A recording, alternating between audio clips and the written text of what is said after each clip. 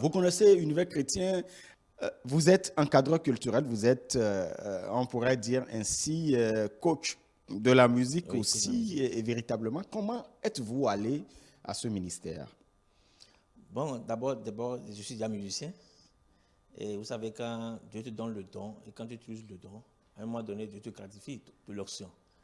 Et quand si le Saint-Esprit te donne l'onction, il t'accorde des dons. Et le don t'amène à un ministère. Et je dis toujours, moi, je suis appelé dans le champ de la musique, en tant qu'un formateur, en tant qu'un chef d'orchestre, mais je ne suis pas appelé à être en charge d'une église ou bien être dans les centres ministériels. Mais j'ai un ministère. Ok. Et mon ministère, c'est dans le chant. Et former les chantres, les choristes, les musiciens, selon le royaume de Dieu, selon la musique du royaume des cieux. Exactement. Parce qu'il y a la musique du royaume des cieux Oui, et la musique de l'autre royaume. tout à fait. Voilà. Donc, on les enseigne sur les accords, sur les choses, sur les chants, selon la musique jouée par les anges dans les cieux. Très bien. Et qu'est-ce que vous pensez du gospel béninois? Bon, vous savez, au niveau du gospel béninois, je crois que nous sommes en train de prier pour que le gospel béninois prenne de l'envol. Ok. Le problème dans leur souci, c'est que ceux qui sont là actuellement ne sont pas des chantres, mais c'est des artistes gospel. Ah, d'accord, d'accord. Et donc, il y a plus d'artistes gospel que de chanteurs. Que de chantres. Parce que être chantre, c'est un sacerdoce. Mais un artiste gospel, c'est un don. Donc, être chantre, c'est un ministère. Mais l'artiste, c'est un don. Le don est visible. Le don, c'est visible. Les gens, quand tu as le don, tu as du zèle. C'est ça on voit. Et tu te vois dans une carrière Voilà. et Et non non dans le un ministère. C'est pourquoi nous allons voir que la plupart de nos chantres, bon, entre parenthèses, Oui. ils font leur carrière. On ne fait pas de carrière dans le ministère. Ah, d'accord. C'est une fonction. Tu vois? Alors que dans le côté artistique de la chose, je peux faire carrière. Voilà. Dans le don, je peux faire carrière. Oui. Donc c'est le plan que nous avons. Et nous prions que le Seigneur puisse ouvrir les yeux à chaque personne pour que, vous savez, Il y a quand même de l'espérance. Hein? oui, il y a de l'espoir. Je crois que nous sommes en train d'arriver. Il y a des changements. Et quand je mets en parenthèse avec, si vous me permettez, Oui. avec un changement avec les chantres unis, Oui. que je bénis le nom de Béni Akweson pour le travail qu'il est en train de faire. Je crois que le changement va venir un peu petit à petit. Mais je dis, les vrais chantres de l'Éternel sont derrière. Ils ne sont pas encore sur le podium. Voilà. En tout cas, on aura d'autres occasions Ouais. parce que c'est une thématique qui m'intéresse bien et surtout pour des personnes qui aspirent ou qui ont reçu quand même ce ministère-là. Pour pouvoir les essayer, il faut pouvoir savoir dans quel canal il faut pouvoir se retrouver, dans quel champ il faut se retrouver. Mais quand on passe de formateur de musique gospel et quand on se retrouve dans le champ missionnaire, d'abord, comment la transition, ou du moins, comment ça se fait, formateur donc de musique gospel et missionnaire? Bon, moi je crois qu'au niveau de formateur musique gospel, en tant que formateur, c'est un don. Très bien. Et c'est le don que le Seigneur m'a accordé pour les hommes. Vous voyez? Et au niveau du chant du missionnaire, le missionnaire, quand je pense, c'est que, comme je ne dois pas appeler dans les signes dons ministériels, Ok. je m'ai appelé, en tant que missionnaire, d'aller annoncer, de partir du dossier. Vous voyez? Oui. Donc, je ne suis pas seulement concentré sur une seule église ou une seule dénomination, le travail que je suis en train de faire. C'est pour le corps de C'est Christ, pour le corps de l'église Christ universelle. en général. D'où, étant que formateur, ça c'est un don que le Seigneur m'a accordé de former. Mais nous avons une charge spirituelle où Dieu nous appelle à faire, à pratiquer, à exercer Oui. dans son royaume. Et sur ces charges, c'est là le ministère est venu. Vous voyez, mais la charge là est encore plus spirituelle dans la dimension de la musique. Très bien. Parce que le Seigneur m'a accordé le don de révéler par son esprit, par la musique, la vie des gens. Par la musique. Par la musique. Oui. C'est différent du prophète. Bon, je peux dire prophète de la musique. Prophète de la musique. Ah ben, on pourrait dire que c'est une nouvelle approche. Voilà, c'est une nouvelle approche. Et c'est comme Dieu m'a donné la grâce du don de David. Très bien. Délivrance par la musique, guérison par la musique, révéler les choses spirituelles par la musique. Et c'est le Saint-Esprit qui me révèle. Même derrière chaque note et derrière chaque musique, il y a un esprit. Le Saint-Esprit me révèle, peut-être nous sommes en train d'adorer un chant à l'église. Le Saint-Esprit me dit que la gamme que vous jouez là, ce n'est pas la gamme qui est. Le Saint-Esprit me dit, joue-moi telle gamme, parce que je veux faire telle chose. Je veux faire telle chose dans le peuple. Nous ne pouvons pas. Vous savez, la musique, quand vous jouez la musique, quand vous jouez, aucun esprit ne peut mouvoir s'il n'y a pas la musique. Et donc, quelle que soit la musique que nous jouons, ou que nous entendons, il y a une portée spirituelle derrière. Oui, toujours. La musique, elle est dangereuse. Et elle est bonne. Maintenant, ça dépend de qui est en train de jouer. Ouais. C'est ça, le monde a pris. Vous savez, un jour, je voulais évangéliser quelqu'un, un artiste du monde. Il est venu me voir pour dire que je l'aidais dans le chant, dans une musique gospel. Je lui dis, mon frère, si moi je te fais, j'apprends le chant gospel, tu seras chrétien. Définitivement. Il dit non, comment? Je dis d'accord, allons-y. Je lui ai aidé à faire le chant. Même parce que vous êtes arrangeur aussi. Je suis arrangeur aussi. Très bien. Je lui ai dit, on est allé au studio, on a travaillé, on a fait les accords qu'il faut jouer, les choses qu'il faut jouer par rapport au chant pour pouvoir toucher. Pour que le Saint-Esprit vraiment puisse faire son mouvement dans la vie des gens. On a placé tous ces chants, j'ai placé tout ça dans le chant par le Saint-Esprit qui m'avait inspiré de placer. Vous savez, même le chant, quand le chant est sorti, même les profanes qui écoutent ce chant-là, ils ont dit que toi, tu dois aller à l'église. Que tu n'as plus le droit même de jouer un chant profane. Et lui-même, c'est lui-même qui m'évangélise. Qui témoignait. Et il m'évangélise. Quand il me dit, sois béni, ah, vraiment le Seigneur est trop grand. Et il évangélise aujourd'hui par la musique, par les chants. Et donc, par la musique, nous pouvons. Est-ce que les chantres le savent? Comment on fait pour avoir les secrets dont vous parlez aujourd'hui? Bon, est-ce que ceux qui exercent dans ce ministère-là ne sont peut-être pas ignorants? Non, vous savez, avec le Saint-Esprit, ils ne sont pas tellement ignorants à 100%. Ils savent, mais de façon théorique, mais pas de façon pratique. Moi, le Seigneur m'a accordé de façon pratique, parce que le Saint-Esprit en nous, le Saint-Esprit n'est pas théorique en nous. Pas du tout. Il est pratique en nous. Exactement. Donc, quand le Seigneur te donne un don, il te révèle quelque chose, la chose doit être pratique. Pratique dans l'exercice. Vous voyez? Oui. Donc, je me suis dit, bon, vous savez, chacun a sa mission sur terre. Peut-être moi, c'est ma charge que le Seigneur m'a accordée de révéler cette truc dans la musique. Il n'y a rien sur la terre, là, par le Saint-Esprit, comment il peut pas révéler par la musique. Même sur vous. Même sur vous. Dites-le moi. On arrivera là. On arrivera. Mesdames et messieurs, vous savez, le Seigneur fait énormément de choses. Quand vous lisez Daniel, vous savez, un roi a fait son songe que lui-même il a oublié. Et il demande qu'on lui rappelle le songe que lui-même a fait et de lui donner son explication. Et Dieu, par sa grandeur et sa toute puissance, a révélé à Daniel le songe, non seulement le songe du roi, mais l'explication afférente.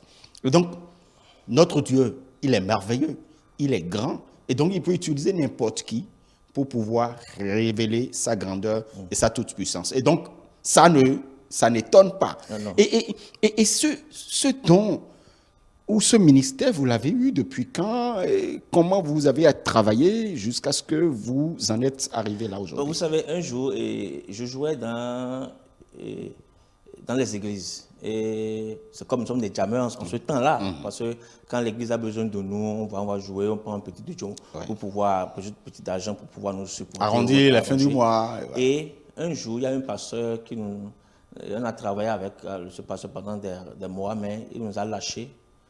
Et je me suis fâché.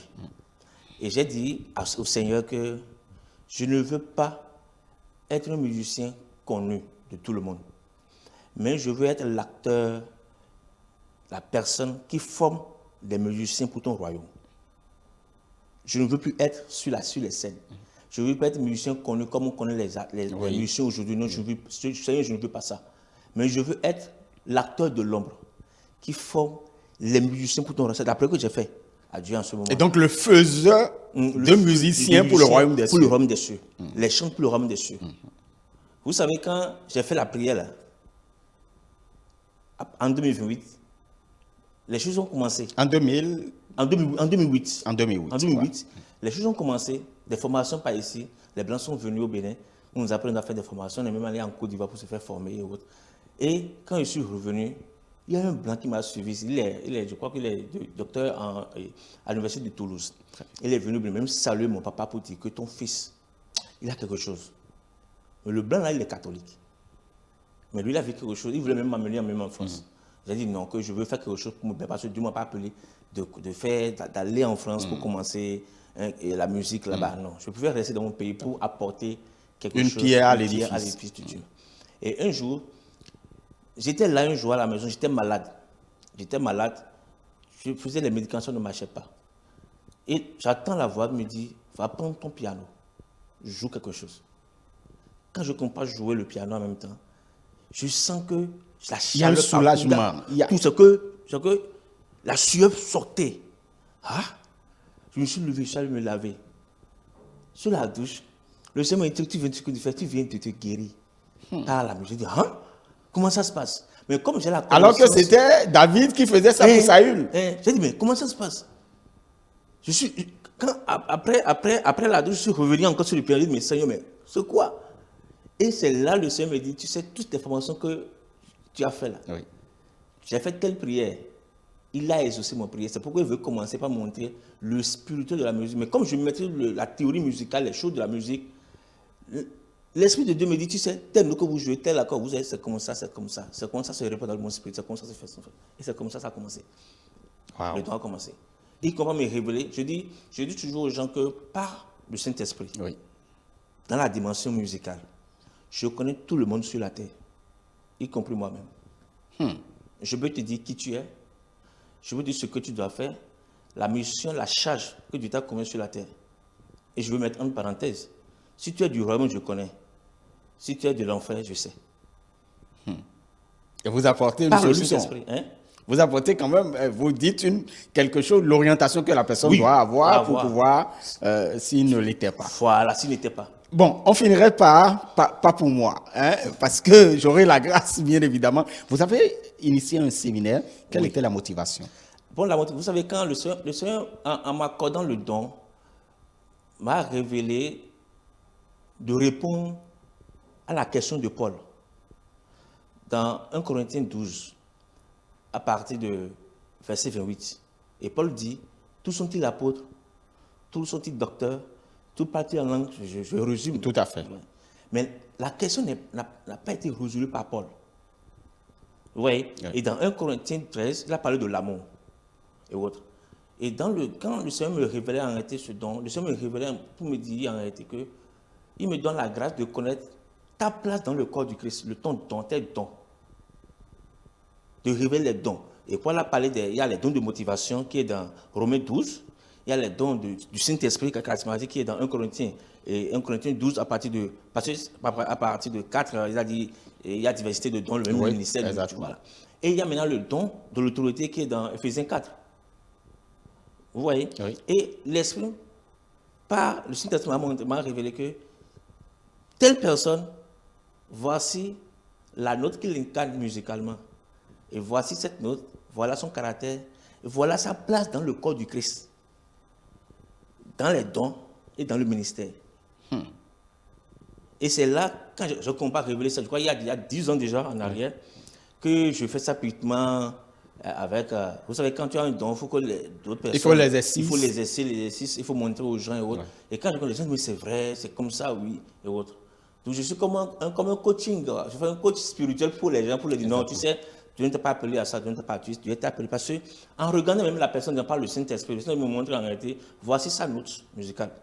Et donc chaque être humain a une note musicale. Sur la terre, chaque être humain. En fait, je veux dire que c'est la musique qui a fait tout sur la terre.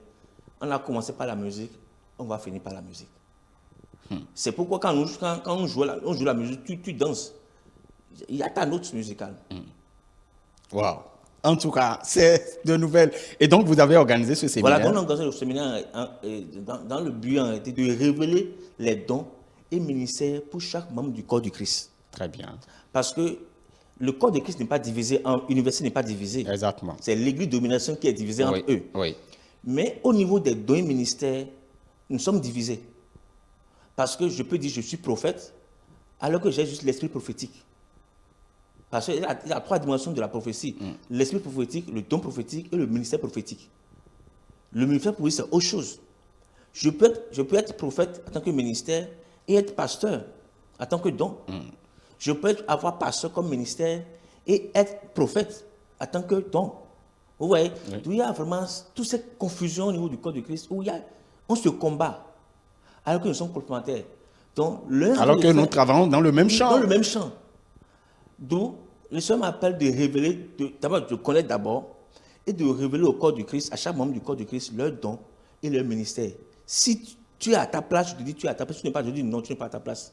J'ai été un peu très ému la fois passée où on a fait le séminaire, passé, où à un homme de Dieu, où j'ai dit tu as le ministère prophétique, mais Dieu t'appelle dans le service de pastorat. Wow. Alors que le jour qu'on veut le oindre là, le pasteur qui lui dit que je te oins prophète, mais tu dois savoir que tu as un don pastorat. Vous comprenez? Ah, d'accord. 18 ans après. 18 ans après. Et quand moi, je viens de dire que c'est pas possible. C'est à croire que j'étais là-bas. Il y a 18 ans. Il y a 18 ans. Mais moi, Dieu m'a révélé que c'est ça. Vous comprenez? Parfait. Donc, c'est dans ce cadre que j'organise les conférences, les séminaires, pour vraiment révéler. Et j'organise 2 séminaires. Okay. Je dis un séminaire des élus, dont et ministère révélé. D'accord. Et séminaire des élus, identité et personnalité en Christ. Très bien. Voilà. Et ça s'organise donc 2 fois à l'année? Oui, je fais ça 2 fois deux fois en 2 mois, quoi. D'accord. Une fois en 2 mois. Très bien. À cause des moyens. Si on avait les moyens, c'est 1 fois par mois, 1 fois par mois, 1 fois. Et quel est l'écho au niveau des participants, ceux qui participent? Quel est l'écho? Comment ils reçoivent ça? Vous savez, c'est le Saint-Esprit qui convainc les gens. Et quand je parle, les gens ne croient pas déjà. Quand je fais une fiche, je l'écris ça dessus.